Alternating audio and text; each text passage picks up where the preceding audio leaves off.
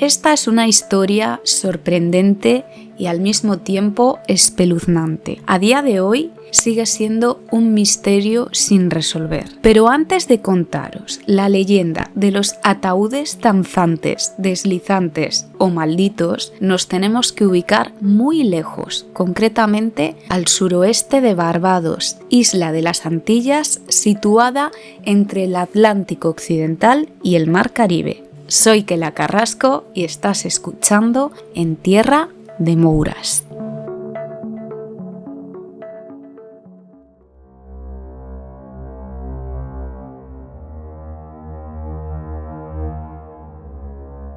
Oyster Bay, la bahía de Oyster, es sin lugar a dudas un lugar súper paradisíaco y turístico, que sin embargo es más recordado por la leyenda de la cripta Chase que por sus propias playas. Y es que muchos turistas acuden a este lugar atraídos por esta curiosa historia que os voy a contar.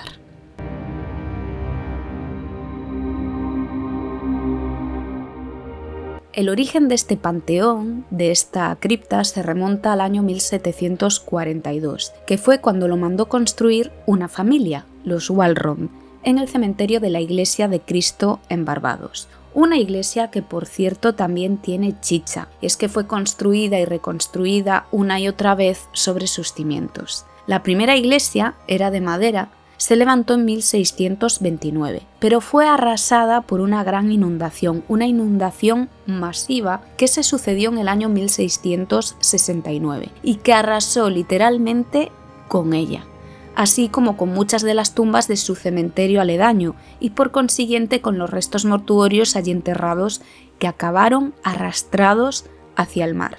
Actualmente, tumbas originales de aquella época solo quedan 4 y todavía permanecen en el lugar original de la iglesia. Sobre la segunda iglesia no pude averiguar qué fue lo que pasó con ella, pero volvió a desaparecer porque se construyó una tercera en el año 1786 que también fue destruida, en esta ocasión por un huracán en el año 1831. La cuarta iglesia se reconstruyó y consagró 2 años después, en 1833-34, y el 2 de marzo de 1935 fue totalmente devastada, en esta ocasión, por culpa de un incendio. La quinta y última iglesia, por suerte es la iglesia actual, se trata de una iglesia relativamente moderna, aunque conserva partes de la iglesia anterior. Digo que es relativamente moderna porque data de finales de la primera mitad del siglo XX. Como dije al principio, la cripta se ubica en el cementerio de esta iglesia. Es una cripta de grandes dimensiones y estaba sellada con una gran losa que sí o sí era necesaria la fuerza de varios hombres para poder levantarla. De hecho, entre 6 y 7 hombres. Perteneció a la familia Walron, que no la llegaron a utilizar nunca, ya que se la vendieron a otra familia, los Elliot, que supuestamente en 1807 enterraron en ella a una pariente que se convertiría en la primera moradora ocupante de esta tumba maldita, la señora Thomasina Goddard. Un año más tarde, la familia Elliot vendió la cripta a los Chase, otra familia más, y la vendieron con la ocupante incluida, que había sido enterrada en un sencillo ataúd de madera. ¿Qué pasa con esto? Que no está muy claro si la señora Goddard era pariente de los Elliot o pariente de los Chase, puesto que me he topado con varias versiones distintas de esta historia donde bailan fechas y bailan datos. El caso es que los Elliot no querían saber nada de este panteón, de esta cripta, construida bajo tierra y compuesta por bloques compactados del coral que conforma gran parte de los cimientos de lo que es la isla. Así que en el año 1808 los Elliot revendieron el panteón, la cripta, a los Chase. Los Chase era una familia poderosa de Barbados. Se decía de ellos que andaban metidos en algunos delitos y que tenían fama de agresivos y violentos. Sobre todo el cabeza de familia, Thomas Chase, un coronel excéntrico que maltrataba a sus esclavos y sirvientes.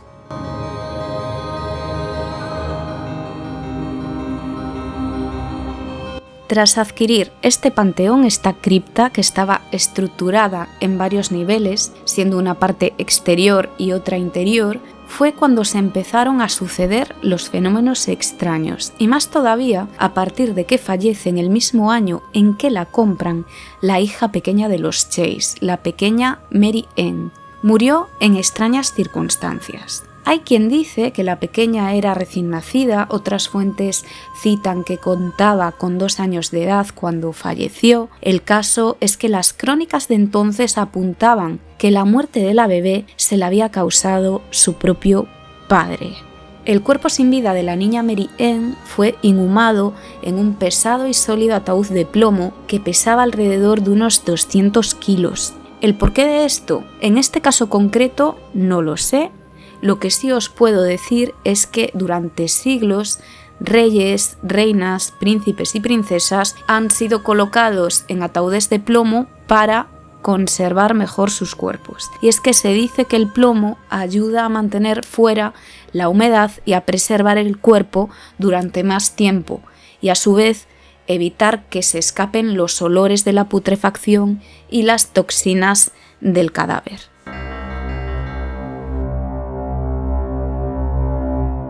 En tierra de Mouras.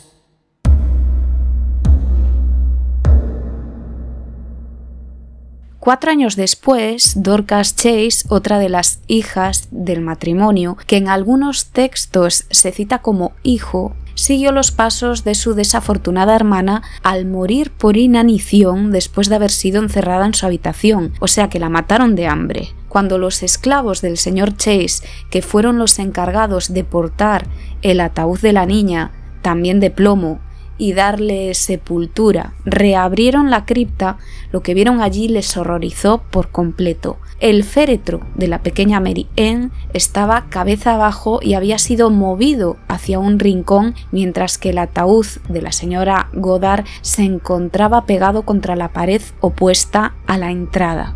Se recolocaron todos los ataúdes de forma ordenada, pero unos meses después de morir Dorcas, en el año 1812, justo un mes después de morir Dorcas, Thomas Chase también muere. Supuestamente se suicida al sentirse culpable por la muerte de sus 2 hijas y es para darle sepultura cuando se vuelve a reabrir de nuevo la cripta.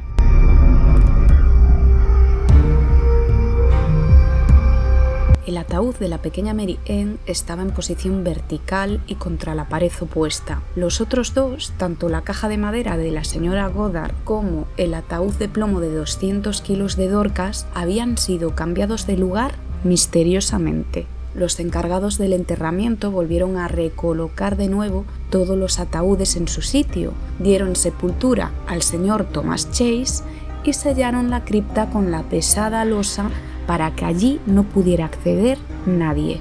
El 25 de septiembre del año 1816 falleció otro hijo de Chase, Ames Chase, y sucede más de lo mismo. Los ataúdes habían sido movidos por el habitáculo como si hubieran sido lanzados y sin haber signos ni sospechas de que nadie hubiese movido la losa de la entrada. Este hecho insólito continuaría posteriormente.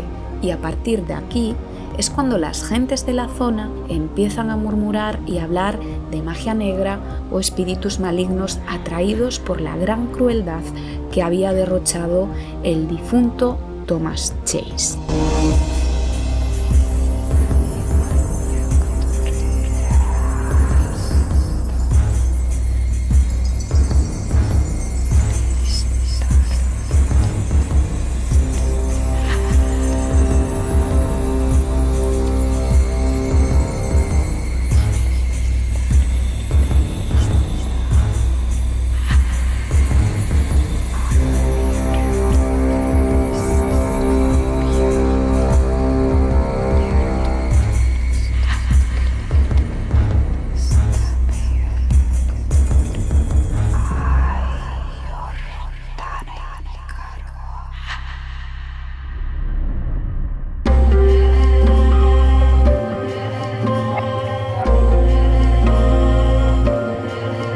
Tres años más tarde se volvió a reabrir la cripta para enterrar a otro muerto.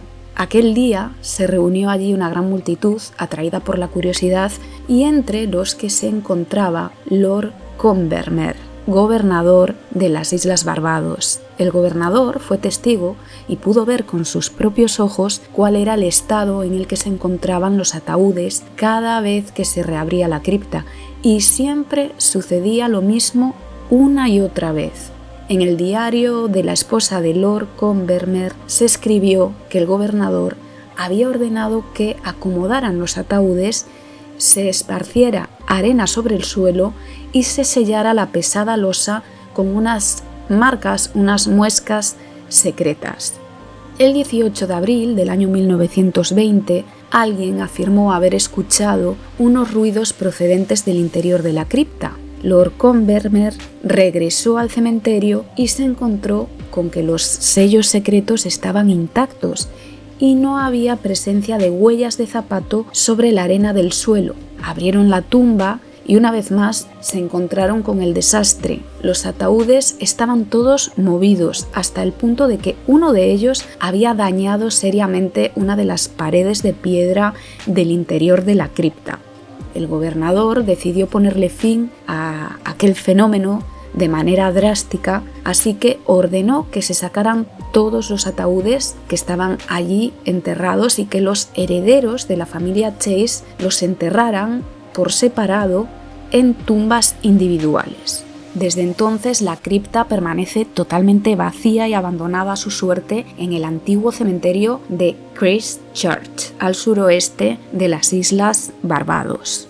Nunca se logró determinar la causa de por qué los ataúdes aparecían totalmente descolocados, aunque surgieron un montón de teorías para darle una explicación más o menos racional y también teorías más enfocadas hacia el mundo paranormal.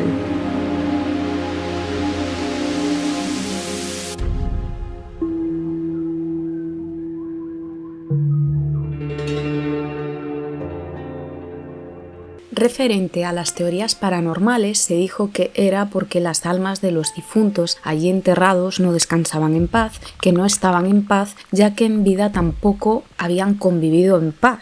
Otra teoría es que se decía que la señora Goddard era un vampiro. Se relacionaron los hechos de los ataúdes deslizantes con posesiones demoníacas, magia negra hecha a los Chase, vudú. Las teorías más lógicas hablan de una posible actividad sísmica en la región, aunque los estudiosos no lograron nunca explicar por qué solo se movían los ataúdes de la cripta Chase y no los ataúdes de otras tumbas, de otros panteones del mismo cementerio, y que se sepa, en aquella época concreta tampoco se registró ningún tipo de movimiento sísmico en la zona. Otra causa natural descartada fue el tema de las inundaciones, ya que dentro de la cripta nunca se encontró humedad ni agua, y teniendo en cuenta que casi todos los ataúdes eran de plomo, lo de flotar y moverse como que no es muy posible.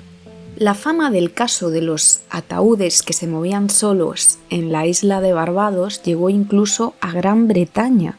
El famoso escritor Sir Arthur Conan Doyle, creador del mítico detective Sherlock Holmes, tras conocer los pormenores de este caso, aventuró que las fuerzas sobrenaturales se habían manifestado como protesta por haber hecho los ataúdes de plomo, ya que ello impedía la rápida descomposición de los cuerpos de los cadáveres.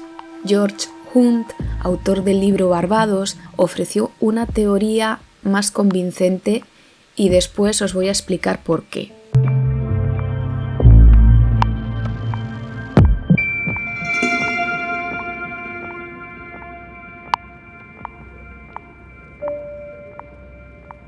El gas de unos cuerpos en descomposición y no espíritus malignos fue responsable de las violentas separaciones y del desorden que desbarató el trabajo de los enterradores. Por cierto que el libro de George Hunt no lo encontré para descargar, pero lo podéis leer a través de la página archive.org. No me mola mucho compartir mis fuentes porque para algo me curro las cosas sola, es decir, yo cuando preparo un programa aunque sea a través del PC, con el ordenador, internet, busco muchísimo y lleva su tiempo. No me quedo con los primeros resultados, busco con otras palabras, a veces busco en inglés, portugués, buceo muchísimo en internet. Me veo reportajes, leo blogs extrañísimos, me he metido en foros, en grupos de Facebook y he de decir que disfruto bastante como una enana porque me siento algo así como una especie de detective privado a través de la red cuando busca información sobre algo o alguien y claro, al final comparto estas cosas y le estoy ahorrando el camino y el trabajo a otras personas. Pero bueno, que si queréis leer el libro de George Hunt, el libro Barbados, lo podéis encontrar, eso sí, en inglés, en archive.org. Os decía que os iba a explicar esto de los gases de los cuerpos en descomposición. La pregunta que me surge a mí es, ¿el gas de un cadáver es tan potente como para mover un ataúd de plomo que pesa 200 kilos? ¿Puede un ataúd de plomo pesar 200 kilos? Porque claro, aquí también me surge otra duda. Si un ataúd normal con un muerto dentro, ponle que pesa alrededor de unos 100 kilos, el que más, bueno, o más de 100 kilos, pero bueno, entre 100 y 150 kilos, bueno, más o menos, supongo, ¿no? Dependerá también de la constitución del muerto, del difunto. Y en un entierro, un ataúd de madera normal es portado por 4 personas, mínimo. Uno de plomo de 200 kilos, ¿cuántas personas tienen que portarlo? Y más siendo ataúdes de niñas pequeñas, con lo cual el ataúd del padre de Thomas Chase tuvo que pesar más de 200 kilos. Es raro. Bueno, el caso es que os voy a comentar un par de noticias súper curiosas relacionadas con muertos que se mueven y quizás con esta teoría de George Hunt.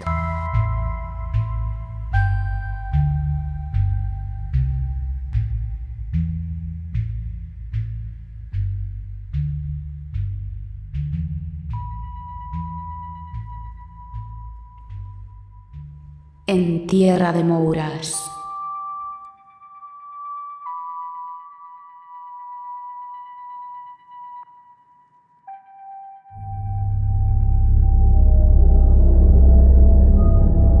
La primera noticia que os voy a comentar se publicó en El Confidencial el 19 de septiembre del año 2019. Hace referencia a las granjas de cadáveres, no sé si recordáis este tema. El titular dice: descubren que los cadáveres se mueven más de un año después de la muerte. Y es que una investigación con cuerpos en descomposición permitió entender cómo evolucionan los cadáveres después del fallecimiento de las personas. Se las conoce como granjas de cadáveres, aunque los expertos, los científicos, prefieren utilizar otros nombres no tan macabros, como por ejemplo cementerios forense. Son lugares en los que se investiga qué es lo que sucede con los cuerpos humanos después de morir. Son imprescindibles y necesarios para ayudar tanto a la comunidad científica como a los cuerpos de policía en sus investigaciones. En esas granjas lo que se hace es que se dejan los cuerpos en distintas posiciones, al aire libre, semienterrados o tapados por un plástico, por ejemplo, con la intención de conocer cómo se van descomponiendo los cuerpos y qué sucede en el lugar en el que descansan. Con la información que se obtiene, pues se puede mejorar, por ejemplo, la identificación de personas o ayudar en la resolución de crímenes. Estados Unidos es el país que más granjas de cadáveres tiene, un total de 7, pero también existen en otros lugares, como por ejemplo en Australia. Allí trabaja Alison Wilson, una científica que descubrió que los cuerpos se mueven más de un año después de su muerte, y lo hizo grabando durante 17 meses la descomposición de un cadáver con la técnica del time lapse. En unas declaraciones que recogió la BBC, Wilson señaló que en el cadáver que estudió los brazos se movieron, pasando de estar junto al cadáver en el momento de la muerte a terminar abiertos hacia los lados. Creemos que los movimientos se relacionan con el proceso de descomposición a medida que el cuerpo se momifica y los ligamentos se secan. Shante Mallet, profesora de la Universidad de Newcastle, antropóloga forense y criminóloga, supervisó esta investigación de Wilson y aseguró que es la primera vez que se captó a cámara los movimientos en el proceso de descomposición, y es muy importante para las investigaciones policiales. Y es que hasta hace no mucho se asumía, por norma general, que la posición en la que se encontraba un cadáver era la misma que tenía en el momento de su muerte. Y vosotros y vosotras os preguntaréis, ¿y qué tiene que ver esto con la cripta Chase? Pues yo me pregunto si pudiera ser que esos ataúdes se movieran por estos movimientos que, en teoría, hacen los cuerpos una vez fallecidos. Aún así, sigue sin tener explicación porque los ataúdes aparecían movidos muy fuertemente. No eran movimientos leves, sino que claramente se podía observar que habían sido totalmente desplazados.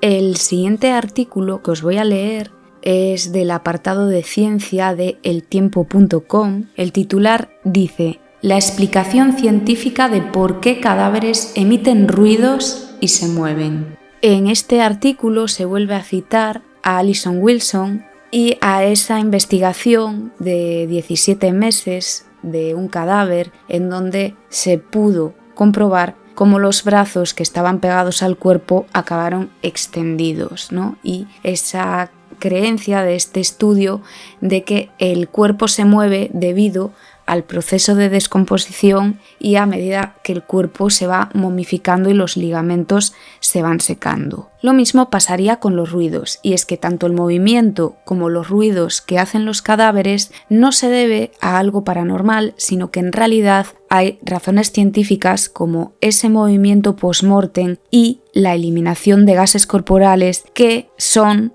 lo que justifican que ocurran este tipo de cosas.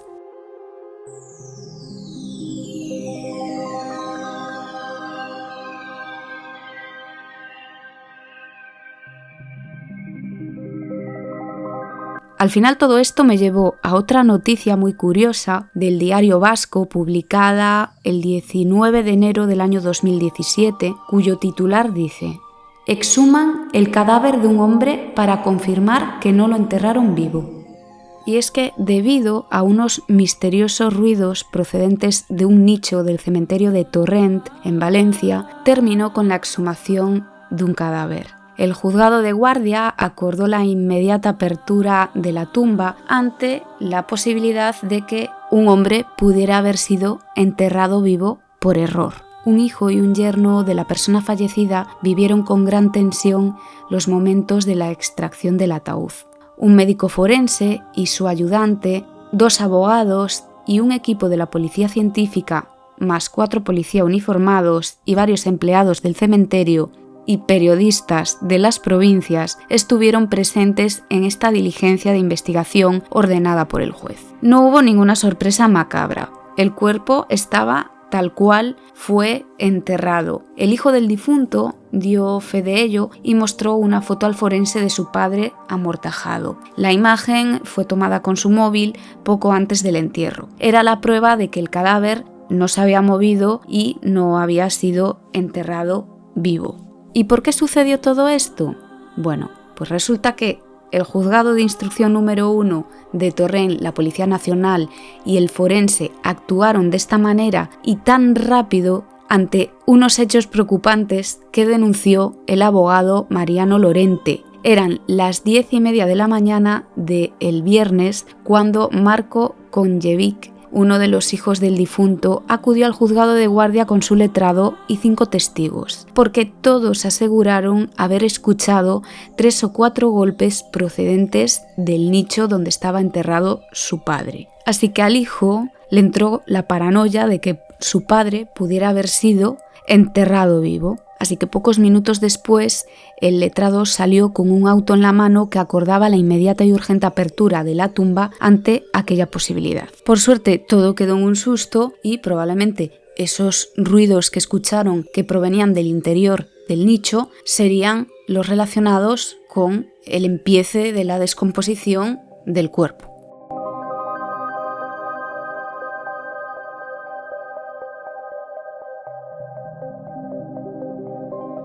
A mí todo esto también me recuerda un poco al entierro prematuro de Edgar Allan Poe, que los que seáis fans de Poe, pues sabréis precisamente de qué va este relato. Y os voy a contar, referente un poco a esto, os voy a hablar de los ataúdes de seguridad, con unos sistemas de seguridad por si alguna persona fuera enterrada viva por accidente, pues pudiese avisar. Estos consisten en poner mecanismos dentro provocando el sonido de una campana, que salga una bandera en la superficie, con la intención pues, de que estas personas puedan ser rescatadas y, en algunos casos, hasta dar oxígeno al interior de la tumba. ¿De quién fue esta maravillosa idea? Bueno, pues fue del conde Carniz Karnicki.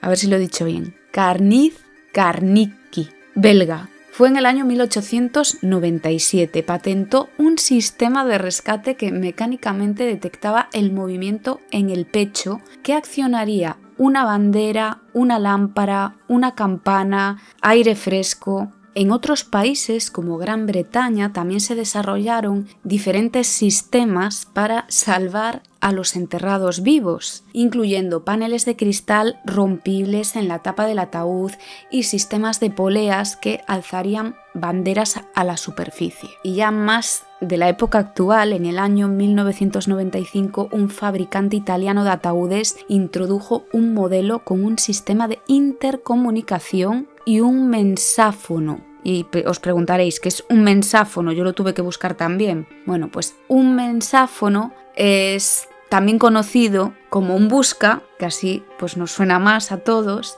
un radio búsqueda, un radio mensajería, un dispositivo localizador. Y pues sirve para recibir mensajes cortos. Desde luego, el hecho solo de pensar que una persona pueda estar enterrada viva es uno de los mayores terrores psicológicos que existen para el ser humano. A mí, desde luego, me provoca auténtico pánico, terror, pavor. No quiero ni pensarlo, vamos. Yo no conozco ningún caso de alguna persona que haya sido enterrada viva en mi zona o en Galicia, no tengo ni idea, la verdad. No sé si vosotros o vosotras conocéis algún caso real de una persona que fue enterrada viva por error. Si sabéis de algún caso, dejadlo escrito en comentarios, pero desde luego me parece terrorífico.